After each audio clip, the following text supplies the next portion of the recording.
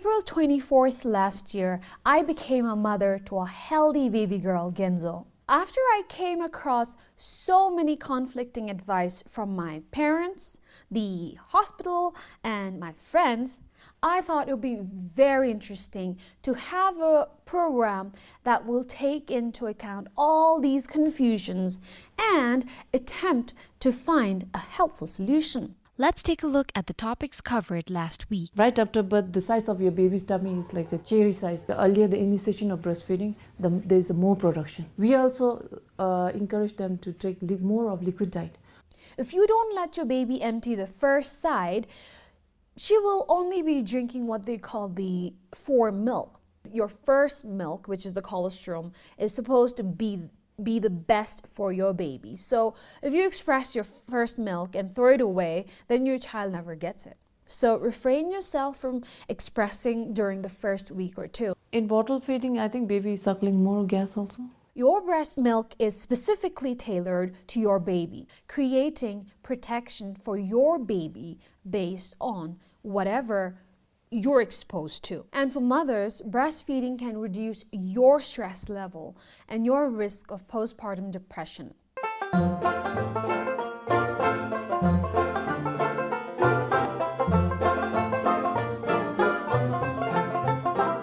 There is so much more to breastfeeding than just the nutrition and calories your baby consumes. Breastfeeding is warmth, comfort, and nurturing, things that should never be withheld from our children. Once breastfeeding is going smoothly, you don't have to time, track, measure, or log. You just snuggle your baby and follow his or her lead. And when she's a little older, she will look at you and smile at you as she helps herself to some nutritious food.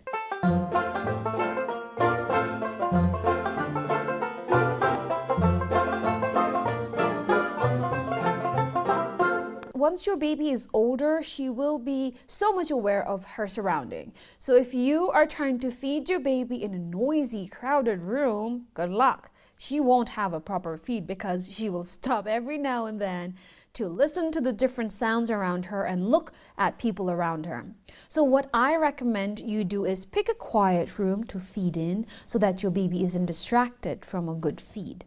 As your baby grows bigger, your baby's feeding time will change in length and in frequency. As your baby reaches 6 months, with the introduction of solid foods, she won't nurse as often. After I have given birth, the doctors kept reminding me to exclusively breastfeed the baby. But to let you in on a secret of mine, I was on the verge of exclusively formula feeding my daughter because I was in so much pain, first of all, during the first few weeks. I didn't think I could ever overcome the pain and blisters. I also wanted to focus on my career and me. Having a breastfeeding baby meant she would need me around her all the time, or at least 4 to 6 times during the day, which was a lot for someone who has to be at work. However, the doctors, and especially my mom, convinced me that breastfeeding is the best choice, not only for my daughter, but for me too. And true enough, I haven't regretted making that decision. Exclusive breastfeeding for the first 6 months means that the infant receives only breast milk. No other liquids or solids are given, not even water, with the exception of oral rehydration solution or drop syrups of vitamins, minerals, or medicines. Sounds easy enough, right? Now, if you tell your parents or grandparents this, they will shudder with disbelief because they are so used to feeding their newborns all sorts of food. This brings us to our segment called Tradition versus Hospitals versus the Internet. I had to put in the internet there because, let's admit it, it is our go-to whenever we have questions regarding anything. And sometimes it helps, and most times it confuses us. Also, I don't know if you noticed this or not, but I found out that whenever I mention to the doctors that I Googled something, they get a little upset, a little defensive. This is why we have this segment to compare and see the difference in opinions. The decision is, however, in your hands.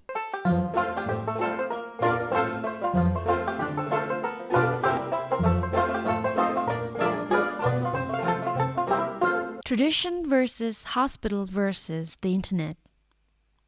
What to feed your baby in the first 6 months. Tradition says you can feed your baby breast milk, water, butter, and flour. The hospital insists on exclusively breastfeeding for the first 6 months. The internet says your baby will give you clear signs when he or she is ready to move beyond a liquid diet. Cues to look for include head control. Your baby needs to be able to keep his head in a steady, upright position. Sitting well when supported. Your baby needs to be able to sit upright in an infant feeding seat or high chair to swallow well. Losing the extrusion reflex. Your baby's mouth and tongue develop in sync with his digestive system. To start solids, he should be able to move food to the back of his mouth and swallow it, instead of using his tongue to push food out of his mouth. Significant weight gain.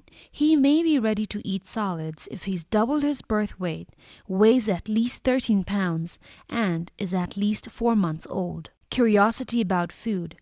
Your baby may begin eyeing or reaching for your food and may open his mouth if you offer him a spoonful. Tradition says, squeeze your milk out before every feed as an offering to the spirits and deities around us. When traveling at night and to new places, you are encouraged to feed your baby to keep away negative attention and energy from the baby. Tradition says if you eat green vegetables right after birth, your baby will get diarrhea. The hospital and the internet encourages you to eat healthy and a balanced diet. Tradition says if your baby has jaundice, the mother should stay away from butter and oil. In case of jaundice, feed your baby water instead of breast milk. The hospital says there is no relation between jaundice in infants and butter. Since a baby's jaundice is not due to a poorly working liver, changing your diet will not help. The internet says water should not be given at all as it may increase the jaundice and may even cause a host of other infections if it is not clean or filtered. Ensure you breastfeed your baby exclusively for the first 6 months. You may need to wake your baby for feeds as babies with jaundice are often more sleepy than others. Hunger cues. Tradition says wait for the baby to cry because crying means they are hungry. The hospital and the internet agrees that reading babies' hunger cues like licking lips, smacking and suckling sound, opening mouth and sticking out tongue, turning head and opening mouth means the baby is hungry. Burping. Traditionally, babies are not burped after every feed. The hospital and the internet encourages you to burp your baby after every feed. Multipurpose milk. If your baby has nose block or his eyes are sticky, squirt some milk in it. Breast milk and skin complexion. Some traditions say that washing your baby in milk will make your baby fairer.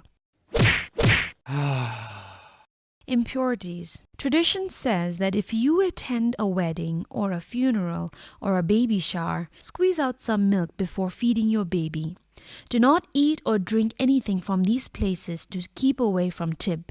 The hospital says that as long as you have a clean body, you are fit to breastfeed your baby anytime. Consumption of alcohol. Tradition says chunky is great to increase lactation. The hospital disagrees and says that a breastfeeding mother should stay away from alcohol. The internet says alcohol passes through your breast milk at the same rate it passes through your bloodstream. It peaks in breast milk anywhere from 30 to 60 minutes after you have one drink. Once you stop drinking, the alcohol level gradually falls as it leaves the breast milk and your bloodstream.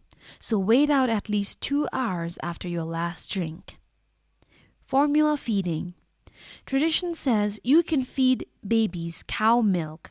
The hospital says mother's milk is the best for your baby, and one should refrain from feeding cow's milk to an infant. Babies can't digest cow's milk. It contains high concentration of protein and minerals, which can be too much for babies' immature kidneys. Also, it doesn't have the right amount of iron, vitamin C, and other nutrients for infants. You can feed your baby the same milk that you've made after an hour. The hospital and the internet says that if your baby doesn't drink the formula you have prepared, you should throw away that formula after an hour. Tradition says force your baby to drink milk because she does not know that she is hungry. Your baby knows best. If she is hungry, she will feed, and if she is not, refrain yourself from force-feeding formula to your baby. Tradition says you can use lukewarm water to make formula. Temperature of the water should be 70 degrees Celsius. One of the things I always found was how the hospital's viewpoint and my parents' viewpoints contradict a lot. They sometimes had opposite opinions, which was why I was mostly confused. The call is yours. Parenting is an on-the-job training, so you learn as you go.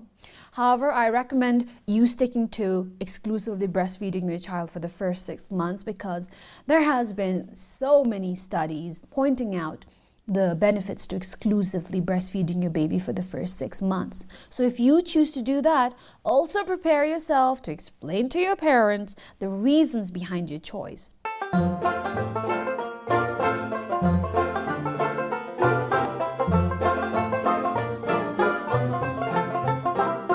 As much as breastfeeding is encouraged, the truth is that formula feeding is also a very common practice. While some choose to feed formula, there are others who are left with no alternatives than that.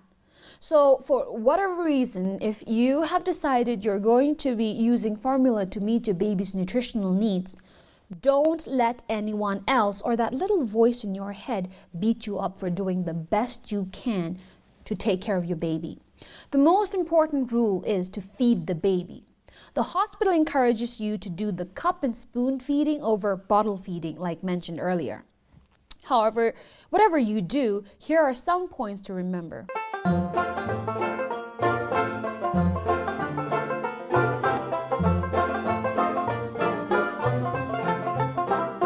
Don't forget to check expiration dates and packaging and discard anything questionable.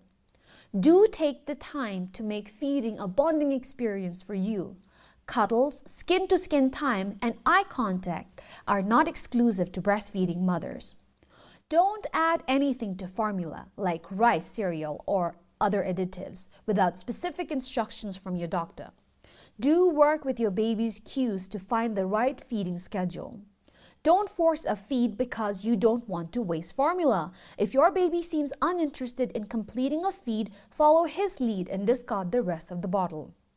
Do ensure that anyone feeding your baby, from a spouse to a care provider, knows the correct procedure for preparation and for storage of formula. On that note, we have come to the end of this episode of Parentology on breastfeeding.